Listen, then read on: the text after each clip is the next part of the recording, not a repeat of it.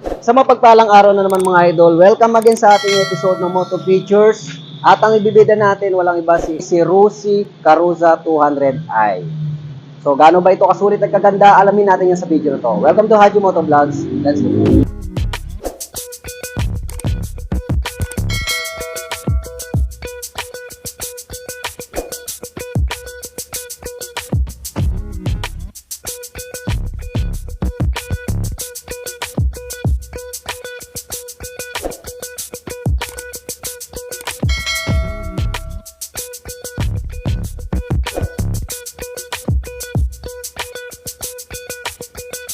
Good morning mga idol. So update lang natin to si Rusi Karuza 200i. So meaning fuel injected na to mga idol.